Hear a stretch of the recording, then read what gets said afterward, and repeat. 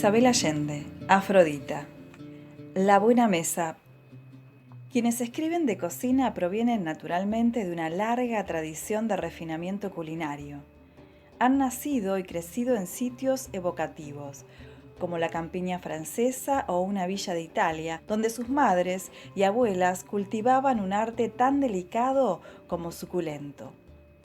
En la mesa diaria se escanciaba el mejor vino y mientras el padre con la servilleta amarrada al cuello cortaba solemne el gran pan campesino, sujetándolo contra el pecho como quien degolla a un rival, la madre dirigía con la mirada el desfile de las robustas muchachas de servicio, trayendo de la cocina humeantes soperas de porcelana, bandejas de guisados esenciales, tablas de quesos de la provincia y fuentes con pirámides de frutos y dulces.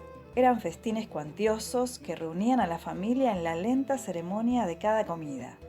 En esas mesas, siempre cubiertas por manteles de damasco almidonados, brillaban las copas de cristal, las alcuzas del aceite más puro de oliva y el vinagre balsámico, los floreros y candelabros de plata, mudos testigos de varios siglos de excelente cocina. Tal vez en esos comedores solo se hablaba de asuntos placenteros, como la textura incomparable del paté de hígado con trufas, el sabor del venado asado, la sensualidad del soufflé de cerezas y el perfume de aquel nuevo café, enviado del Brasil por un amigo explorador. De tal ambiente, supongo, salen los célebres cocineros y gourmets, los catadores de vinos, los autores de libros de cocina y, en fin, los aristócratas de la comida que guían los paladares del ínfimo porcentaje de la humanidad que puede comer a diario. Temo que no poseo tales credenciales. Vengo de una familia donde el desprecio por los placeres terrenales era una virtud y el ascetismo en las costumbres se consideraba bueno para la salud.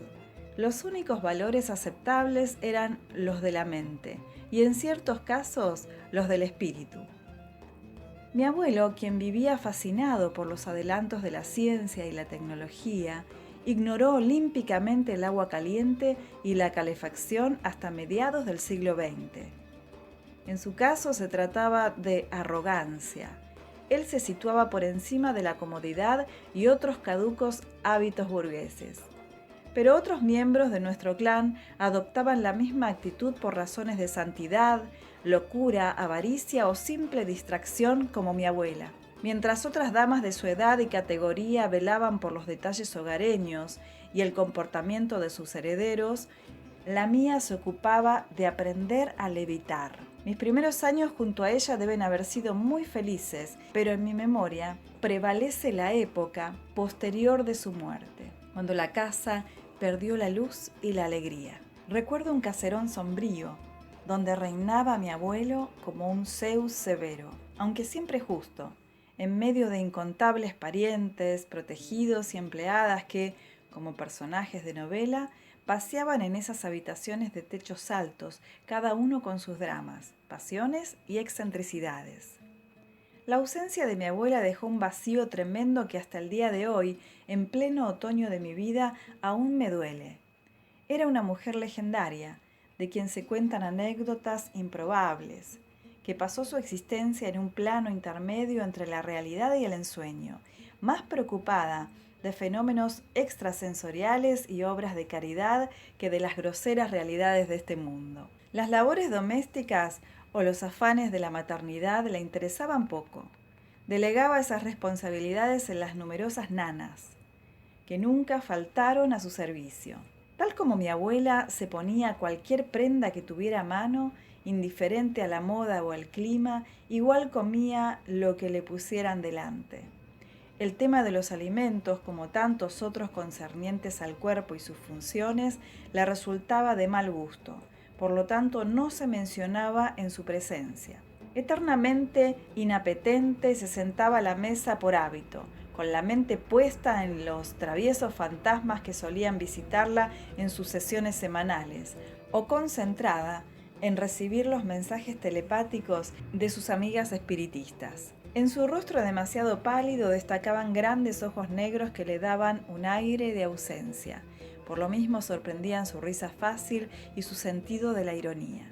Tal vez porque no la creíamos totalmente humana, jamás pensamos que fuera susceptible de morir. Pero un día, esa abuela prodigiosa dio un profundo suspiro de despedida y se fue al otro mundo sin explicaciones. Con su partida, todos perdimos el rumbo, principalmente su marido, incapaz de perdonarle que lo hubiera abandonado 30 años antes de lo que él había planeado. Después de la muerte de mi abuela, le tocó a mi madre, aún muy joven, separada de su marido y con 3 niños pequeños, hacerse cargo de esa casona. En el servicio había varias empleadas antiguas poco dispuestas a obedecer sus órdenes y una temible cocinera, cuyo cargo incluía las ingratas tareas de hogar a los gatos recién nacidos que poblaban los tejados, torcer el pescuezo a gallinas y patos en el último patio y engordar otras bestias para luego decapitarlas a mansalva y echar los restos en sus ollas. Esa mujer reinaba en la cocina, una habitación espaciosa, oscura, mal ventilada, con muebles de madera impregnados por la grasa de 1000 cocimientos. De ganchos en el techo colgaban utensilios de un metal negruzco tan usado que habían perdido su forma original. Mientras mi abuela estuvo viva, la cocinera tomaba las decisiones en la parte de atrás de la casa, donde habitaban los sirvientes, los niños y los animales.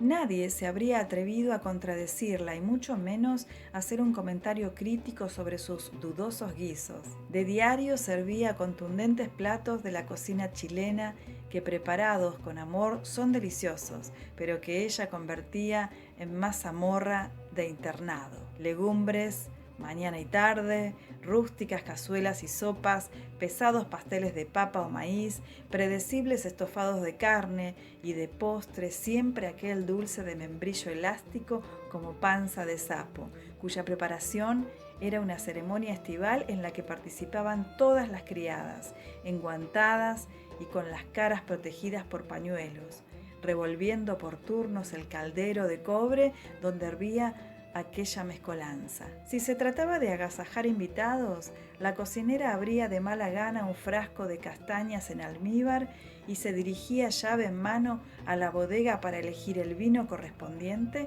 a la categoría de visitantes. Mi madre, que por uno de esos incomprensibles accidentes genéticos había nacido con una sensibilidad refinada en medio de aquella tribu espartana, quiso imponer algunas mejoras en el estilo de vida, pero la cocinera, que la había visto crecer, no estaba dispuesta a recibir sugerencias.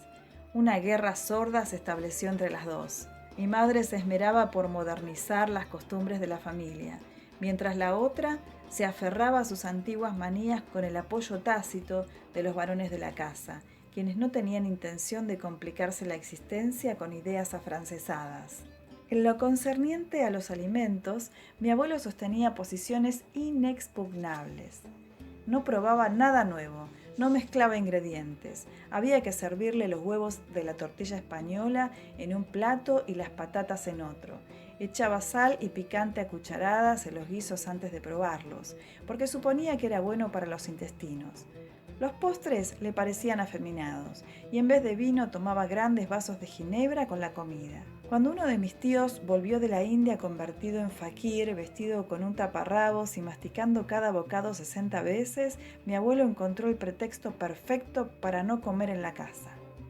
Salía temprano y no regresaba hasta bien entrada la noche, excepto los domingos, cuando se reunía la familia en unos ágapes pantagruélicos. Por un tiempo, mi madre intentó hacer cambios, pero terminó vencida por la burla de sus parientes, la desidia de las empleadas y la tiranía de la cocinera. Se impuso entonces un menú fijo para la semana, que con ligeras variantes, según las estaciones, servía para todo el año.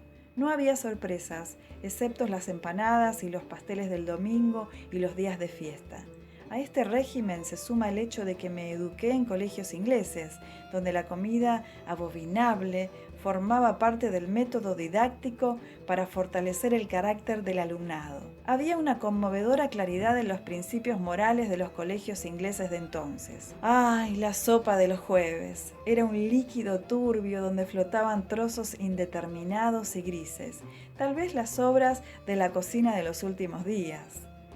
Llevarse cada cucharada a la boca bajo la mirada compasiva pero inflexible de la directora de la institución requerían tanto autocontrol que al terminar me invadía una satisfacción espiritual solo comparable al placer erótico. Ya lo sé, esto es material de psiquiatra. Basta decir que ahora todo lo que como me parece manjar de dioses, excepto la remolacha, que no soporto. Estoy orgullosa de mi odio profundo por la remolacha. Después de todo, hay una ética del odio. En los años siguientes, la mansión de mi infancia naufragó en el olvido.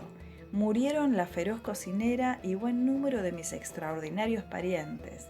Mi abuelo se fue convirtiendo en un anciano roble torcido y mi madre se casó con un diplomático. En su larga trayectoria de embajada en embajada, tuvo al fin ocasión de desarrollar su genio doméstico. Y digo genio porque en su caso se trata de un talento extremo y espontáneo, sin esfuerzo aparente, que no aprendió por disciplina ni heredó de antepasado conocido. Su casa y su cocina son modelos imposibles de emular. Ni siquiera tengo un complejo al respecto, como corresponde a hijas de madres así. A su lado aprendí el valor de una pizca de especias, un chorrito de licor, un pin de sal, una nada de mostaza, un puñado de hierbas, una nube de azúcar flor y otras subjetivas medidas del arte culinario. Sin embargo, pasarían muchos años antes que la cocina dejara de ser un espectáculo concertado por mi madre y me interesara en un plano personal. Eso ocurrió cuando me di cuenta que una de las pocas cosas que hombres y mujeres tenemos en común es el sexo y la comida. Entonces comprendí la aventura de explorar ambos. Fue un largo viaje a través de los sentidos, que eventualmente me condujo a idear estas páginas.